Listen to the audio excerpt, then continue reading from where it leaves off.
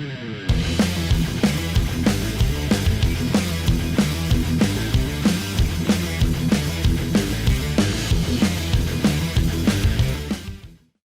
is Patrick from WSOU 89.5 FM, the loudest rock, here with Amp Money from E-Town Concrete. How you doing today, man? I'm good, man. How you doing?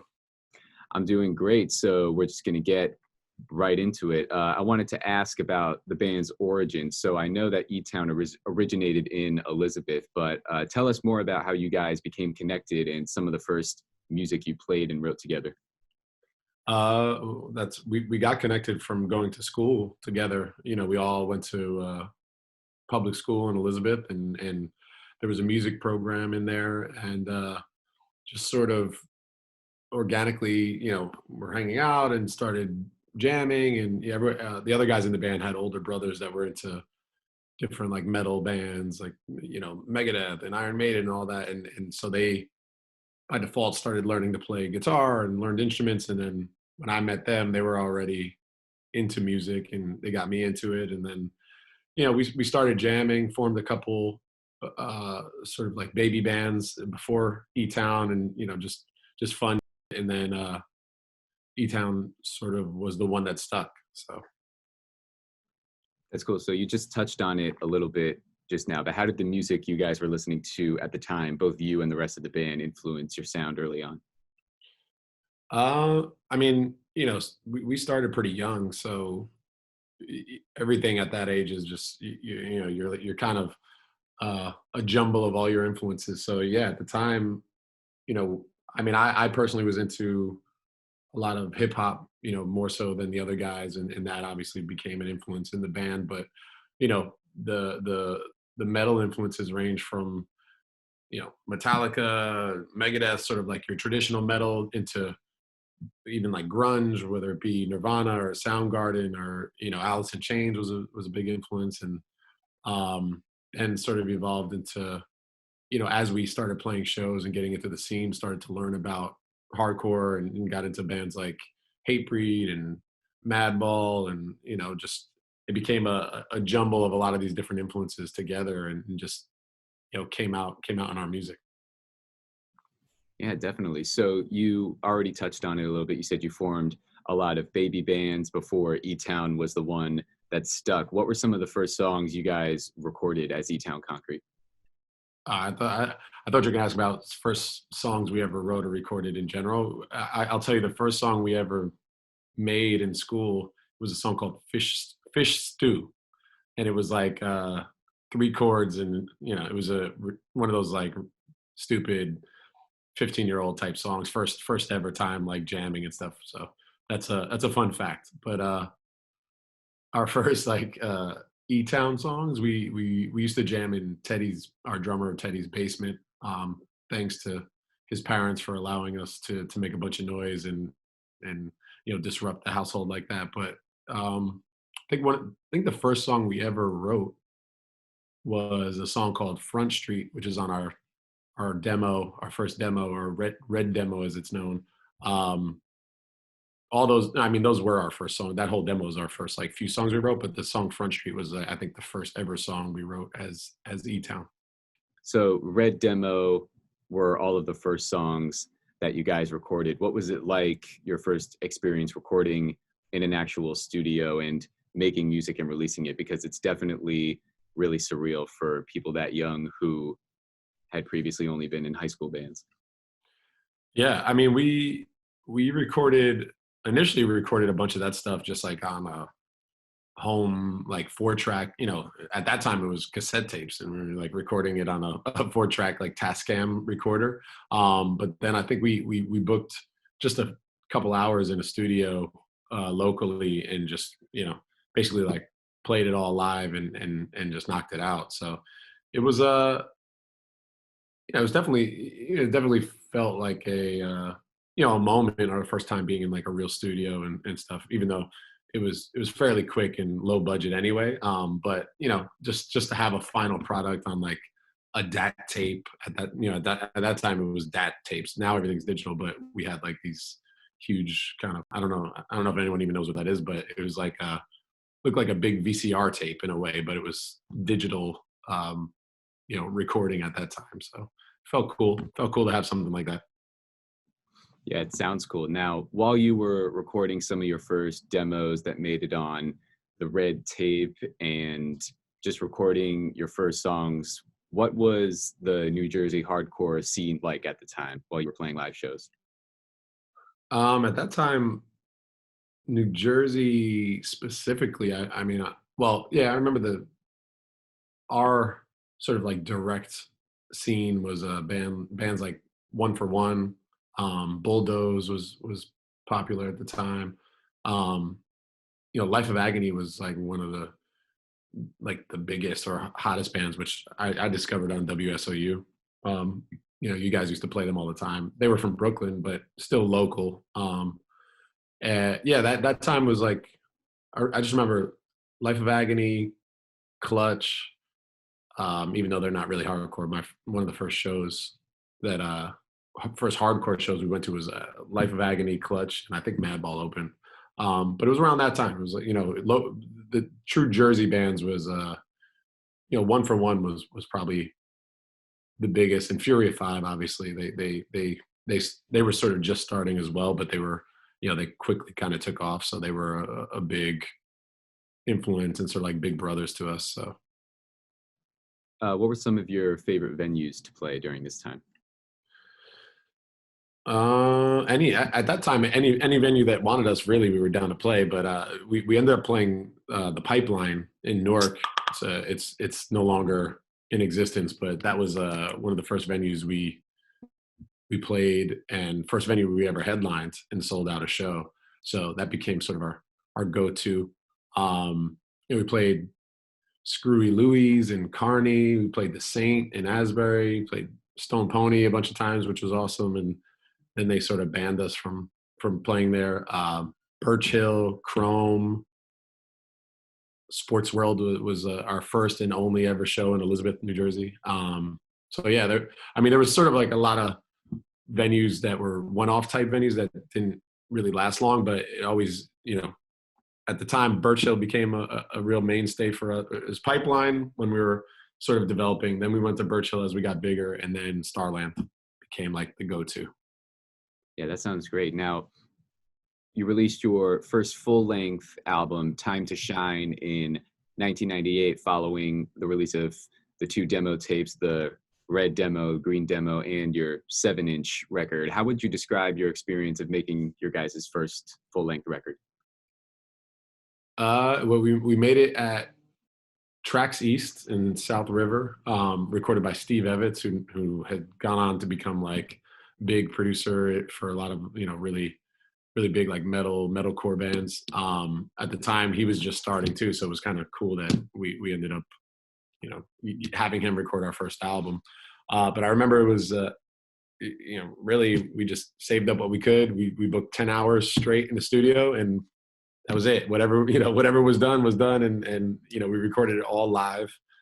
It's kind of funny now, kind of thinking of it, but yeah, it was 10 hours live, basically playing over and over songs. And even for me, I was singing every single time we did a take. So if one person messed up, it was live, so we had to do it all over. So it was like I kept having to re-sing the songs. I remember by the end, I was just nauseous and my head was pounding, and I'm just like just wanting to die. Really, probably shouldn't. I probably could have did my vocals after, but you live and learn. It was our first time in the studio, so my voice sounded then like it kind of does now. So Yeah, so recording live, at least now looking back, it's almost unheard of. But what do you think? How do you think the process of recording all of these songs live made Time to Shine the record that it was? it definitely gives it a different energy, because it's a lot more raw. Again, this was sort of before, you know, like we weren't really sophisticated in terms of recording to a click track and all these sort of things now, where we just kind of went in there, set up the mics, and just went for it. And I think that energy comes across in the music. It definitely it sounds raw and unpolished, which I think gave it a charm, and what that's what people like about it. Then as we got bigger and did more albums into the future, I think we tried to become more professional or try and do things a little more refined. And yeah, honestly, some of the music that we did, I think, especially on Second Coming, it like lost some of its vibe because of that. Because even listening to back sometimes, I'm like, oh man, I wish we could have re-recorded that in a different way, because some of the like, the emotion and rawness didn't come through the way we wanted it to, because it was like, oh no, now let's do this for real and record to a click and do this and overdubs and I think it was just us playing with new toys.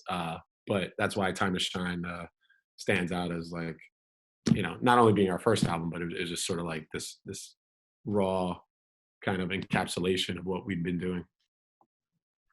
Right, I definitely get that. And Second Coming was released I think a year and a half after Time to Shine. Why such a quick turnaround? And what was the transition like? And how was the recording process different and all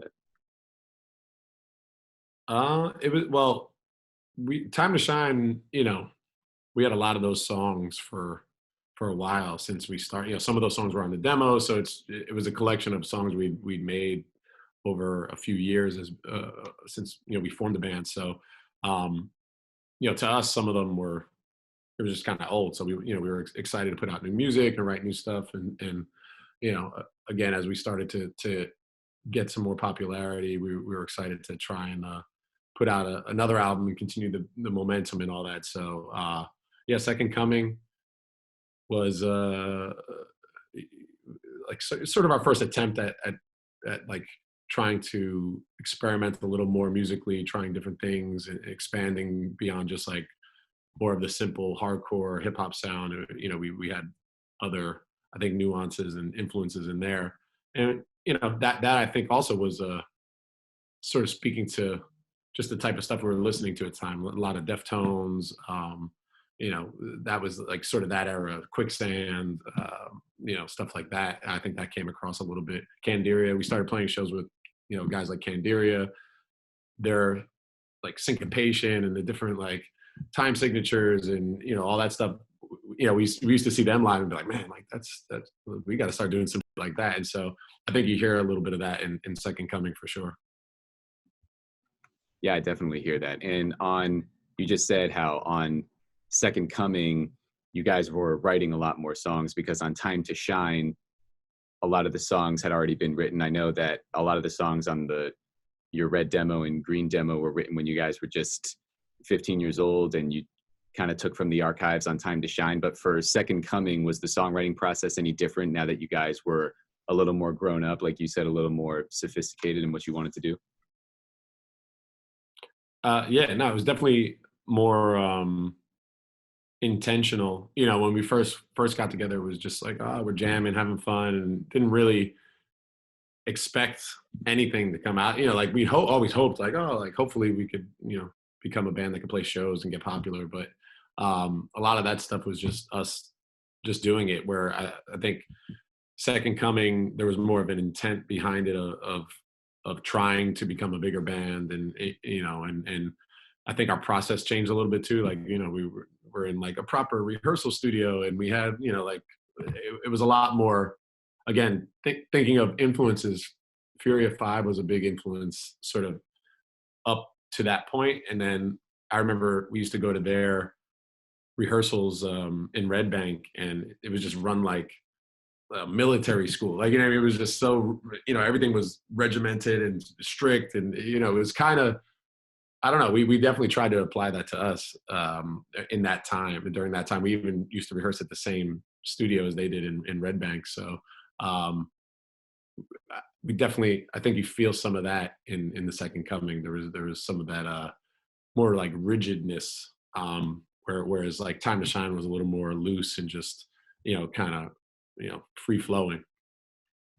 Do you think the intent that you talk about behind those songs comes out in the sound of the record?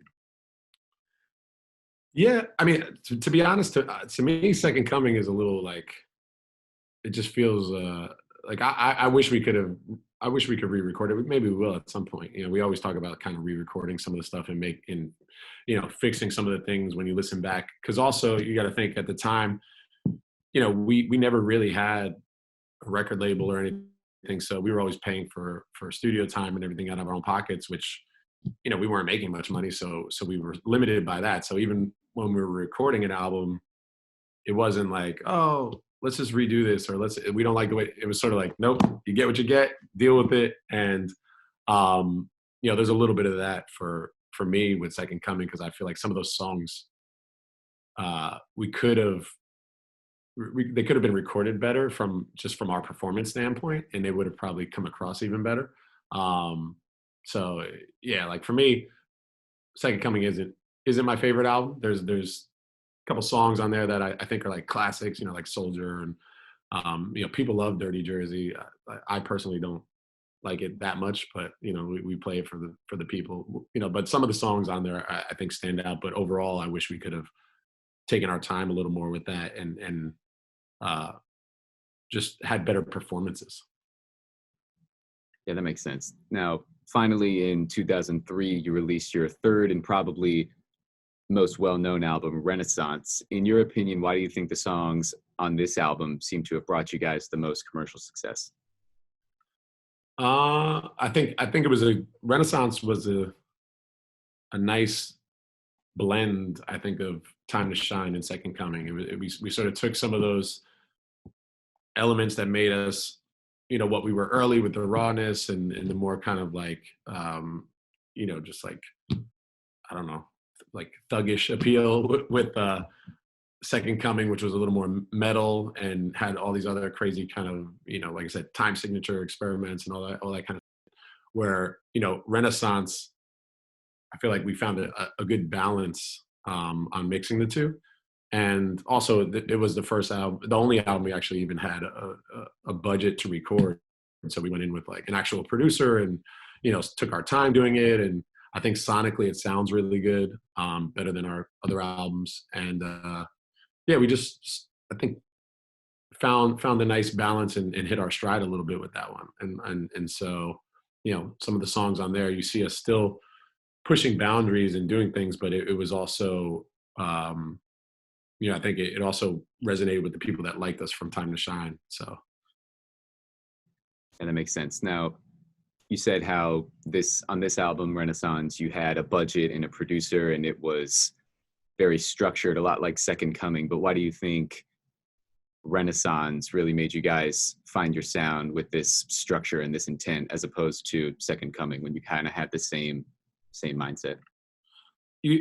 I mean, you grow into it, you know. Like we were more comfortable being, I guess, like musicians at that point, being in a band. You know, we were used to touring and recording and kind of know what works, what doesn't. But also like Second Coming, still we were limited by the budget, so we kind of had to knock everything out in, you know, a couple of days. It was like, you know, I think like 3 days or something like that, you know. Whereas Renaissance, we probably spent a few weeks recording, which, you know, that contributes to a lot more like relaxed atmosphere. You kind of could experiment more. You could go back, you know, replay things if you don't like the way. After you go listen to it at home for a day or two, you come back and be like, nah, I want to change that. Where, you know, the first albums we didn't have any of that. We actually didn't even listen to it until it was done and got home, you know, and then we're like, well, we can't book more studio time, so it is what it is. Where Renaissance, we could kind of tweak as we go. So I think it was you know,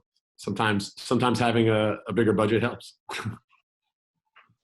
Yeah, I get that. Now, you just mentioned how at that point you were more used to being musicians, especially with touring. Now, we already talked about your guys' live performances in the Jersey and New York hardcore scene, but during that stretch from 98 to 2003, when you guys were recording in the studio, how would you describe your guys' live performances going on tour during that time when you were an established act?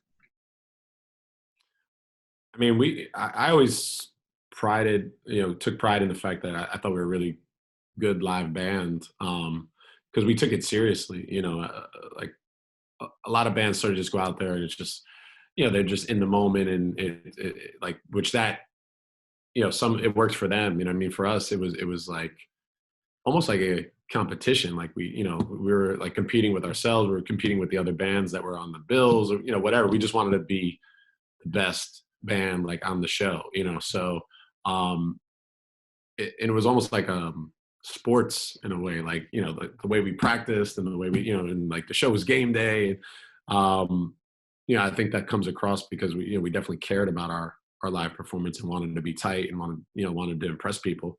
uh and then you get to see what what responds with people, what makes them react, what type of parts should be, that informs your writing process and all that stuff, where you start to think about how it's going to translate live. And then you start to write things that are going to be fun to play live.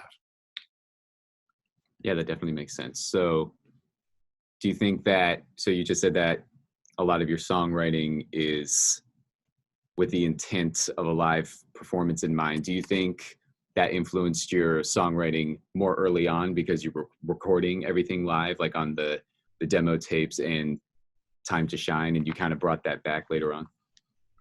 um yeah, I think early on we weren't thinking about that, but then once we started playing shows, it became something that we were conscious of. And we'd always want to make sure we have like a breakdown part or a fast part or something, oh, this part will make a circle pit happen, or this part, like, so it definitely becomes part of your writing process, where you're trying to think of what type of crowd reaction you want to see, and then you write that into the song. So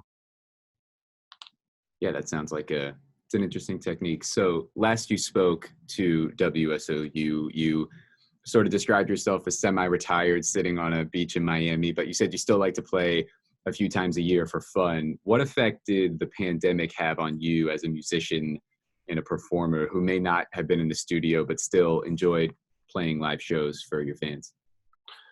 um I mean, definitely, like we're I guess semi-retired, no matter how you look at it. Like we don't really play. We play once in a while just for the fun of it.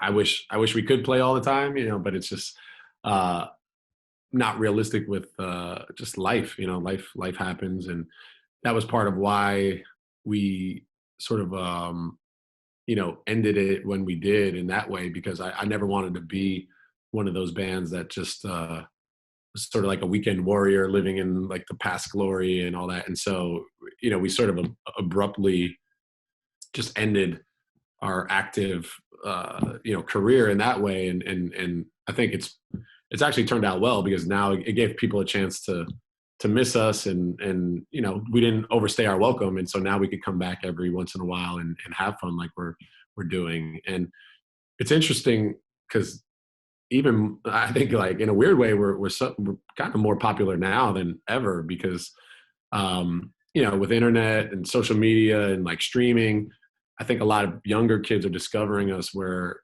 before, that wouldn't have been possible. And also music has changed. Like when we were playing, it sounds kind of crazy to even think about it, but like people, it was very segmented. Like, and the fact that we had hip hop in our songs, like, made us outcasts. Like people hated us. You know what I mean? Where now it's just that's just part of culture overall. Like genres are so blended in general, from like pop to metal to even like country. Like everyone has sort of borrowing little elements from all the genres, and it's all created like a little bit of more of a melting pot, where I think a band like us is more accepted now than back then, because kids now are just listening to everything. It's like, it's not just I only listen to this type of music. And so it's kind of funny to see some of the shows that we'll play, especially if it's a festival or something where there's a bunch of other bands on it, and there's young kids that know all the words, and it's cool, man. And it definitely makes us feel like, oh, like we're one of those bands now. Like when we first got into the scene, there's a certain group of bands like, oh, you got to know this band, blah, blah, blah. Now we're one of those. So it's been cool. Um, and yeah, I think part of it is the fact that we didn't overstay our welcome, and like make fools of ourselves by like trying to live the rock star fantasy, being a bunch of old dudes. It's like, no, we're good. And I think we left an impression, and now we could come back and just do it for the love of it. Yeah, that sounds exciting. So now that you are back this week. How does it feel, the thought of being back on stage in front of your fans this week at the Anchor Rock Club in Atlantic City, in your home state of Jersey? It's exciting, man. Like we've, like I mentioned earlier, like Starland has sort of become our like residency almost. That's why I always like, oh, like every few years we play there, and I think it was important this time around to switch it up and give it a different vibe and a different energy. And we never played Atlantic City before, period. But then also the fact that it's a small venue and it's a lot different. Like Starland is almost it's a professional venue that big bands play, and so you have some of those rules where it's barricade and security and all that, which is great, but I think it'd be fun to almost have a throwback show in a way where it's gonna be a small stage and there's no barricades and people will be stage diving and going crazy. So we're excited about that, just to have a little bit of different energy. And so yeah, we're not used to playing smaller venues in Jersey. So the first night sold out, and so we ended up adding a second night, which is almost about to sell out now. So definitely get your tickets for that. But yeah, we're excited. It's gonna be fun, man. It'll be something we haven't experienced in Jersey in a while. So Yeah, it sounds exciting. Now at WSOU, we've noticed that E-Town fans are very loyal. Quick shout out to the Brotherhood of Electrical Workers, Local 102, always texting in asking for E-Town concrete. How would you describe the fans? Hey, I need some electrical work in my house. Tell them hit me up, man. I got outlets installed. Yeah, but go ahead. All right. Yeah, so quick shout out to Local 102. How would you describe the fans at your shows throughout your entire performing career? Because they really are special. Yeah, it's we definitely have. I think every band says it, but we definitely have the best fans in the world. Just because they may not be, we may not have the biggest fan base in the world, but we have a really strong and dedicated, like loyal following. And I think we made music for the people that understand it. You know what I mean? And I think like it really resonates, obviously, with people in New Jersey, because a lot of the stuff that I talked about and things we touched on are relatable for people who grew up where we grew up. But there's pockets of that all over the country and the world when we go, and you see it like really resonates with certain people, and that's who we do it for. Like we always wanted, I think, huge commercial success, and that was always like a dream.